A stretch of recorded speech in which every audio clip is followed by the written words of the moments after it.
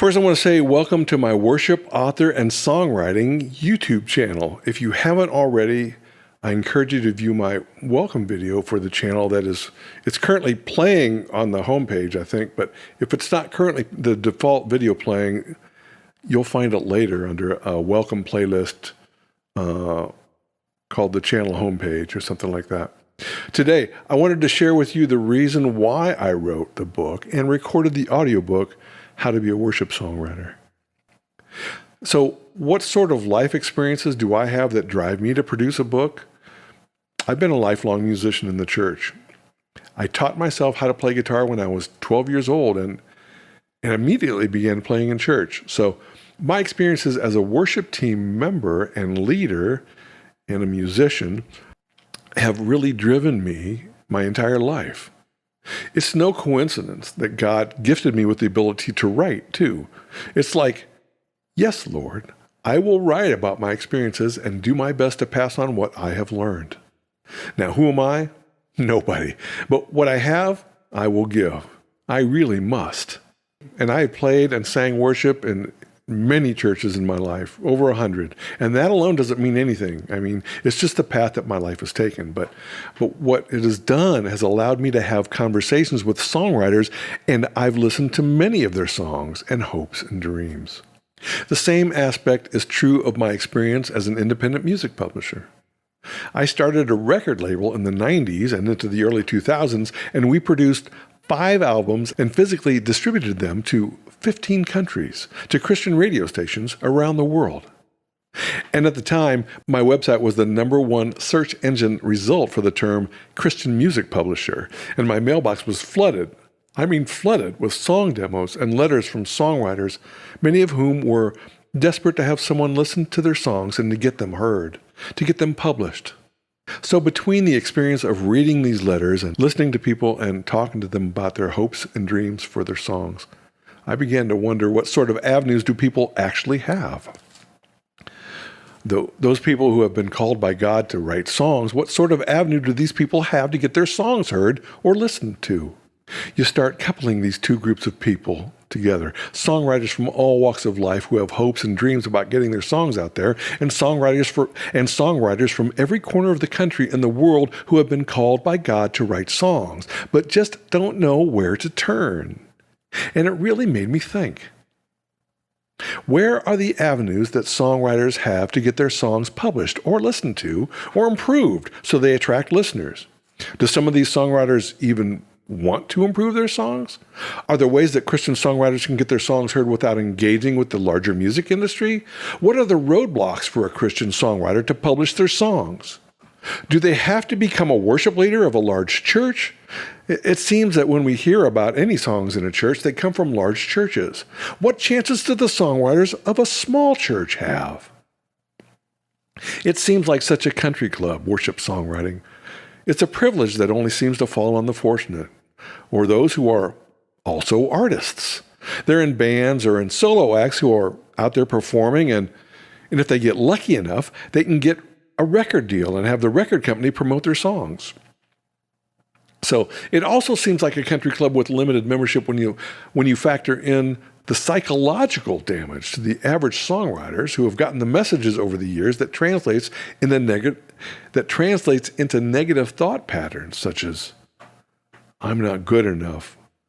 The only way I can get my songs heard is to be a worship leader, or to get my songs accepted by a worship leader. And then nobody's going to listen to my songs, like the system is against my prospects, or no one will take the time. And there are no schools or teachers who are showing how to write songs about God. And then my favorite one, busting the Nashville myth. Let me break that one down just a little bit. This is not some passive-aggressive swipe at the town or the music industry. No, it is the misconception that all music, any Christian music that is acceptable, is produced there, and all the gatekeepers of Christian music work there. It's the misconception that the only way to pursue Christian music is for you to move there. Well, I don't know who is listening who lives there who understands the music industry there, but I can tell you that if you want to become a successful independent songwriter or a staff songwriter at a publishing company, move there if that's what you want. You're going there because you have a plan or friends or industry contacts. That's great. But don't go to Nashville and expect that it's the only way that God can use you and your songs.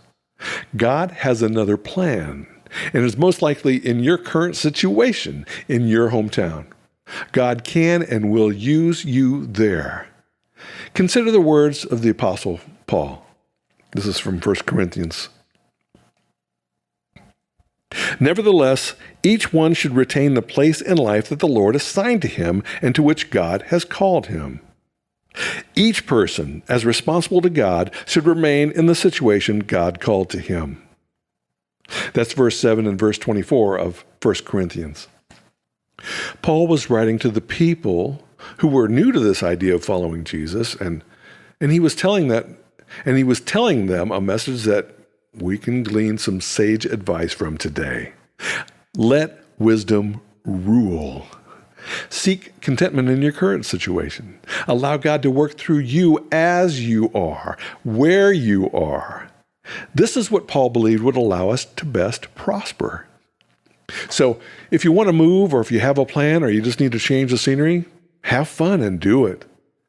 But be wise with the knowledge and the information that God has given you where you are today. Plus this, there are many churches and people right in your hometown that need your great worship songs. So there are all these in-depth questions that we Christian songwriters need to wrestle with. The negative messages going around in our brain, the lure of what success actually means in songwriting, and the conception of how Christian and worship songs are actually developed. And above all of this, all of us who are called by God to write songs need an outlet. And it's not just a selfish thing. We want to be used by God in a way that builds up the body of Christ here on earth. That's what we've been called to do. I have developed a songwriting system that I believe aligns us with the mission that Jesus gave us. And this songwriting system is on sale today for the lovely price of only $10,000. No, that's not what this is about. This system is not at all about my fabulous method on how to write songs, but how I passionately see how to empower all songwriters called by God to fulfill their mission.